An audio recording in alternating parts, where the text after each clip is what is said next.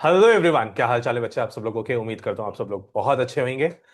तो आज का ये पर्टिकुलर सेशन हमारे सीएस प्रोफेशनल स्टूडेंट्स के लिए है, और खास तौर पे उन बच्चों के लिए जो सीएस प्रोफेशनल के दिसंबर 2025 अटेम्प्ट के लिए प्रिपरेशन कर रहे हैं, और खास तौर पे ग्रुप वन की प्रिपरेशन कर रहे हैं।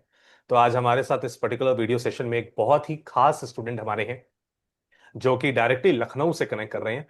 और लखनऊ यूपी मेरे दिल के बहुत पास तो लखनऊ से कनेक्ट कर रहे हैं हमारे साथ श्रेयम श्रेयम तिवारी। बिग कॉन्ग्रेचुलेशंस टू श्रेयम, क्योंकि श्रेयम ने अभी सीएस प्रोफेशनल का ग्रुप वन क्वालिफाई किया है जून 2025 अटेम्प्ट में।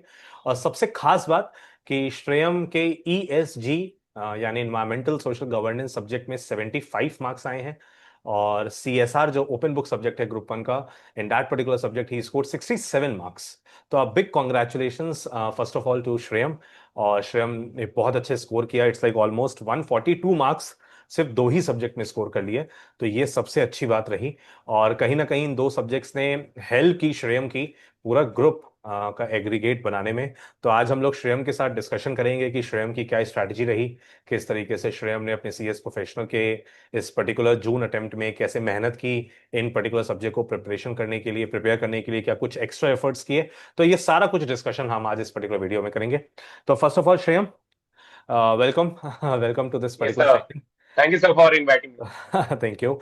और श्रेयम, सबसे पहले तो मैं आपसे यही डिस्कस करूंगा कि आप अपने फ्रेंड्स को क्या बोलेंगे कि आपने जैसे, अच्छा एक बात मैं और आप लोगों को बता दूं कि श्रेयम ने हमसे सीएस प्रोफेशनल ग्रुप वन की क्लासेस ली थी, और लाइव एट होम बैच लिया था उन्होंने। तो ऑनलाइन क्लासेस की थी श्रेयम ने। और श्रेयम ने दिसंबर 2024 में एक बार अटेम्प्ट दिया था, बट किन्हीं रीजंस की वजह से वो पास नहीं हो पाया। बट जून 2025 में श्रेयम बहुत अच्छा स्कोर लेकर आया और उसने सबके मुंह बंद कर दिया। तो श्रेयम, सबसे पहले आप क्या बोलना चाहेंगे अपने फ्रेंड्स को कि ईएसजी और सीएसआर सब्जेक्ट की प्रिपरेशन की क्या स्ट्रैटेजी रहनी चाहिए, क्या गाइड करेंगे आप उनको, कैसे आपने प्रिपरेशन की थी? सर सर मैंने सर बेसिकली स्टार्टिंग से तो पहले आपके लेक्चर्स पूरे देखे। पहले lectures completion is the at the first, because अगर आपको 100% प्रिपरेशन करनी है तो लेक्चर्स उसमें एक मेजर सपोर्ट करते हैं, बिकॉज आपको मेजर अंडरस्टैंडिंग मिल जाती है कैसे लेक्चर्स को करने हैं, उसकी मिल जाती है। फिर उसके बाद मैंने नोट्स भी अपने खुद की बनाए, बिकॉज मुझे वो ब्लैक एंड व्हाइट मॉड्यूल से बिल्कुल नहीं याद होता है। इसलिए खुद के नोट्स बनाने मेरे को बहुत सही लगते हैं। मैंने हर सब्जेक्ट के बना के रखे, सातों सब्जेक्ट के। तो उससे मुझे याद करने में भी आसानी हुई। एंड थर्ड चीज is writing practice and PYQs. Hmm. उससे मैंने बहुत कुछ सॉल्व किया है, तो वो मेरे लिए बहुत हेल्पफुल रहा है। तो देखो, ये बात तो सच है कि अगर हम किसी भी स्टूडेंट जिसका रिजल्ट पॉजिटिव रहा, जिसने बहुत अच्छा स्कोर किया, अगर हम किसी भी ऐसे स्टूडेंट से डिस्कस करें तो आपको ये जरूर एक चीज कॉमन मिलेगी कि भाई इन लोगों ने प्रीवियस ईयर क्वेश्चंस को हल्के में नहीं लिया। प्रीवियस ईयर क्वेश्चंस को सॉल्व करने से कहीं ना कहीं एक अंदाजा लग जाता है कि किस लेवल का क्वेश्चन एग्जाम में आने वाला है, किस तरीके से हम एग्जाम में उन क्वेश्चंस को अटेम्प्ट करेंगे, एक प्रायर आइडिया लग जाता है। और राइटिंग प्रैक्टिस का मैं आपको बोल रहा हूँ, सारे बच्चे बहुत ध्यान से सुने, उसका कोई ऑल्टरनेट या कोई सब्स्टिट्यूट ऑप्शन नहीं है। राइटिंग प्रैक्टिस अगर आपने की है तो आप समझ लीजिए लगभग लगभग आपने अपनी सक्सेस की स्टोरी लिख दी है, क्योंकि you are going to score well अगर आपने अच्छे से राइटिंग प्रैक्टिस की है, क्योंकि चीजें दिमाग में बैठ जाती हैं। तो बिल्कुल सच बात है। और एक चीज और श्रेयम, जैसे बहुत सारे सीएस प्रोफेशनल के स्टूडेंट्स हैं जो ये कहते हैं कि ईएसजी तो एक थ्योरेटिकल सब्जेक्ट है और इंटरेस्ट नहीं आता, बट फिर भी यू स्कोर्ड 75 मार्क्स, और 75 मार्क्स हम लोग बोलते हैं ना डिस्टिंक्शन आई है। तो क्या सच में यस सर। बोरिंग है? क्या कहना सर चाहेंगे? बोरिंग नहीं है, बट मेरे लिए एक की फैक्टर ये है कि मुझे रोड मतलब मुझे याद करने में डिफिकल्टी नहीं है। बट मैं बोल बोल के नहीं याद कर सकता, मुझे लिख लिख के याद करने की आदत है, तो वो हम्म। मुझे इंटरेस्टिंग बनाता है। लोग बोलते कि ये एसजी बोरिंग है, मैं बोलता हूँ, एक बार उसको पढ़ोगे, जब खुद से पढ़ोगे बैठ के, तभी वो तुम पे इंटरेस्ट देगा। सो वो मेन इंपॉर्टेंट की फैक्टर बनता है अगर आपको कोई भी थियोरेटिकल सब्जेक्ट पढ़ना है। और अगर आप लिख लिख के याद करेंगे तो वो आपके लिए और ज्यादा इंटरेस्टिंग बनेगा। ये बात तो बिल्कुल सही है। जैसे मैं भी अपने बच्चों के साथ डिस्कशन कर रहा होता हूँ जो क्लास में, तो कुछ बच्चे ऐसे हैं जो जब सब्जेक्ट पढ़ते हैं ना, तो वो क्या करते हैं, बस अपने मन ही मन पढ़ते रहते हैं। और मेरा मानना है कि मन ही मन आप जितना मर्जी पढ़ लो, वो आपको नहीं अच्छे से दिमाग में फिट नहीं बैठेगा। दो ही तरीके हैं उसको दिमाग में फिट बिठाने के, या तो बोल बोल के पढ़ो या लिख के पढ़ो। देखो ये बात सच है, जैसे श्रेयम ने भी इस बात को एक्सेप्ट किया कि जब हम लिख के पढ़ते हैं तो नो डाउट हमारा टाइम तो लगता है, बट लेकिन ये पक्का हो जाता है कि अगर हमने लिख के पढ़ा है तो कहीं ना कहीं वो बैक ऑफ द माइंड हमारे सबकॉन्शियस माइंड में है।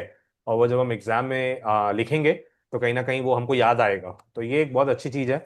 और इन सारे जो भी बच्चे अभी दिसंबर अटेम्प्ट के लिए प्रिपेयर कर रहे हैं, आप सभी लोगों से रिक्वेस्ट है कि प्लीज अपने कमरे में बैठिए, पढ़िए और थोड़ा सा बोल के पढ़िए। थोड़ा सा बोलेंगे ज्यादा बेहतर तरीके से चीजें आप लोगों को क्लियर भी होंगी और कहीं ना कहीं याद भी होंगी। बिल्कुल अच्छी बात है। और श्रेयम, अगर हम सीएसआर ओपन बुक की बात करें, तो ओपन बुक की अगर हम बात करें तो बच्चों को ऐसा लगता है कि ओपन बुक में कभी कभी बहुत सारे बच्चे ऐसे हम लोग को मिलते हैं जो कहते हैं स्कोर करना बहुत डिफिकल्ट है। बट कहीं ना कहीं जब जैसे हम आपकी बात करें तो यू स्कोर 67 मार्क्स। और क्या लगता है आपको ओपन बुक में क्या 10 12 15 20 किताबें ले जाएं? नहीं सर, मैं मॉड्यूल ले गया था सीएसआर की। आपका मास्टर इंडेक्स जो आपने दिया था वो ले गया था, और एक दो और बुक्स ले गया था ड्राफ्टिंग, बिकॉज उसमें सीएसआर के कुछ रेजोल्यूशन दिए हुए हैं, वो ले गया था। बस मैं इतनी बुक्स ले गया था, एंड इनफैक्ट मुझे और कोई बुक खोलने की जरूरत नहीं पड़ी, हम्म। बिकॉज मेनली जो सीएसआर मॉड्यूल था उसी से ज्यादा कंटेंट था। सीएसआर के पेपर से 2 दिन की छुट्टी थी बीच में, मैंने उस टाइम हम्म। सीएसआर की बुक ऐसे पढ़ा है कि मुझे मास्टर इंडेक्स भी खोलने की जरूरत नहीं पड़ी। मुझे हर एक पेज पता था, कौन सा आंसर कहाँ लिखा हुआ है वो मुझे पता था। मैंने सीएसआर में अटेम्प्टेड किए थे अप्रोक्सीमेट 75 से 80 मार्क्स के, और मैंने जो स्कोर आपने बताया ही आ गया है, ये बात सिक्सटी बिल्कुल सेवन सच स्कोर है। किया है। अगर किसी स्टूडेंट को हम लोग भी जैसे क्लास में बोलते हैं, अगर किसी स्टूडेंट को ऐसा लगता है ना कि हम 10 12 किताबें लेके जाएंगे और हम पास हो जाएंगे, बिल्कुल पॉसिबल नहीं है। कहीं ना कहीं आईसीएसआई का जो मॉड्यूल है वो अपने आप में सफिशिएंट है। और अगर हमने आईसीएसआई का, जैसे श्रेयम ने बोला कि आईसीएसआई का मॉड्यूल और मास्टर इंडेक्स बुक ने उसकी बहुत हेल्प की। और दूसरी चीज सबसे अच्छी बात श्रेयम की मेरे को ये लगी कि श्रेयम ने बोला कि भाई उसने 75 to 80 मार्क्स का अटेम्प्ट किया, 67 मार्क्स आए। इसका मतलब जितना अटेम्प्ट किया वो श्योर शॉट सही था। And he was confident enough कि इतना स्कोर किया है तो इतने में आ जाएगा।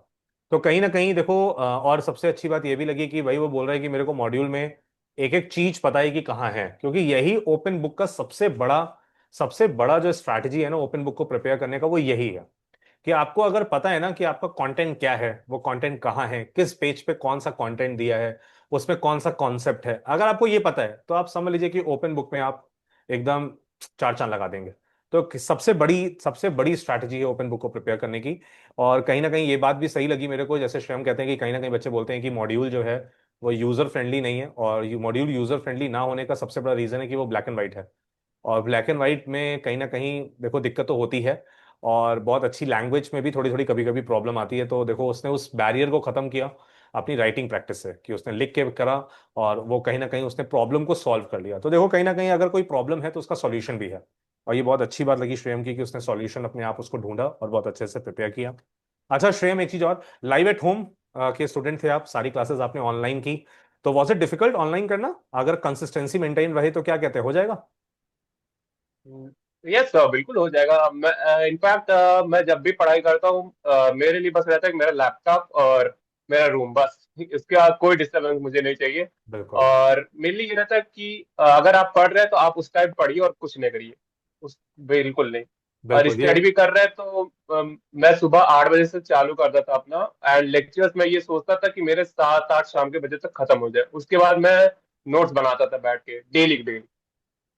ये मेरा रूटीन रहता था जब भी तो लेक्चर्स देखो करता था मैं, कहीं ना कहीं और रिवीजन भी कंसिस्टेंसी करता रहता था। Consistency is the key. और सबसे बड़ी बात है, लाइव एट होम में बच्चों को लगता है कि बहुत सारे डिस्ट्रैक्शंस हैं, बट शायद डिस्ट्रैक्शंस हमने खुद क्रिएट किए हैं।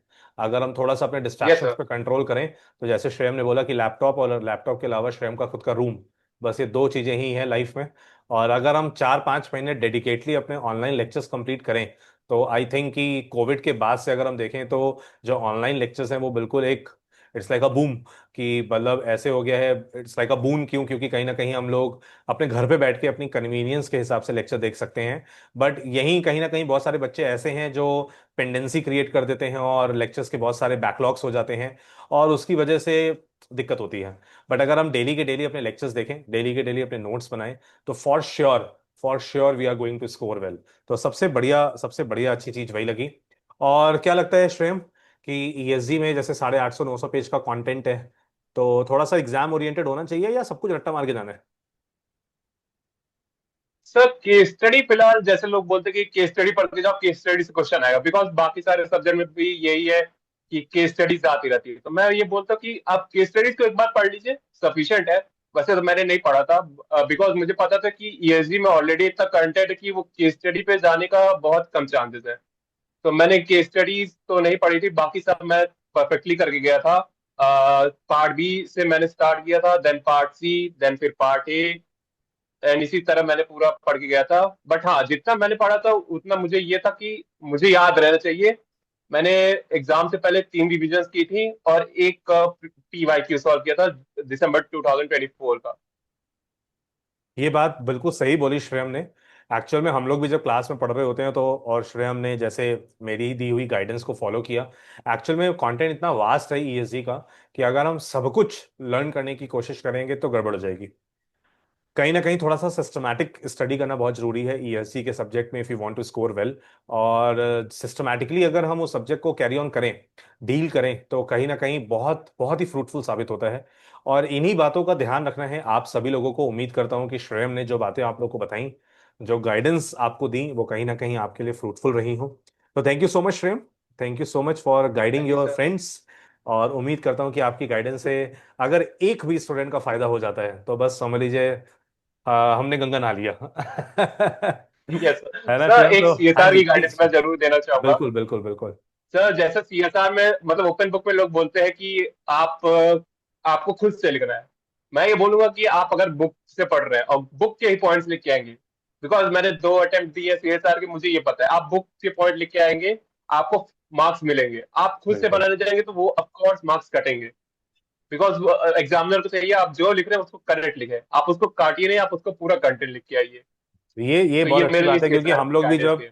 जब हम लोग प्रिपरेशन कर रहे होते हैं तो हम लोग भी बोलते हैं कि आपकी इनिशियल स्टार्टिंग और कंक्लूजन भले ही आप अपनी एक दो लाइनों में एक्सप्लेन कर लीजिए, बट बुक के कंटेंट का इस्तेमाल करोगे तो ही पेपर टाइम पे कंप्लीट कर पाओगे, वरना पेपर भी टाइम पे कंप्लीट नहीं होगा। तो ये बहुत बिल्कुल बिल्कुल सही बात बोली श्रेयम ने। So this is all from my side and Shreyam side. उम्मीद करता हूँ कि श्रेयम इसी तरीके से आगे भी बहुत अच्छे से अपने रिजल्ट्स को सक्सेसफुल देखेंगे। और ऑल द बेस्ट टू श्रेयम, क्योंकि श्रेयम अब दिसंबर में थैंक यू ग्रुप सर। 2 के लिए अपियर होने जा रहे हैं। So thank you so much Shreyam, and all the best to you, all the thank best you for the sir. Future. बहुत अच्छी तरीके से मेहनत करिए, इसी तरीके से मेहनत करते रहिए, और हम सबकी ब्लेसिंग्स आपके साथ हैं। और मैं आपको बोलूं, थैंक यू आप सर। बस जी तोड़ मेहनत करिए, यही ही एक तरीका है सब कुछ संभालने का। चलो, बहुत अच्छी बात है। कंसिस्टेंसी तो इज द की। हाँ, बिल्कुल बिल्कुल, कंसिस्टेंसी इज द की, इसके अलावा कोई ऑप्शन ही नहीं है, कोई सब्स्टिट्यूट भी नहीं है। चलिए, तो that is all for this particular session. और इसी तरीके से हम लोग आगे और सेशंस के साथ मिलेंगे। This is all for this particular day. उम्मीद करता हूं कि आज का सेशन आप लोग के लिए बहुत ही अच्छा गाइडेंस प्रोवाइड करेगा आपको। So that is all, take care everyone, good bye, bye bye, bye bye.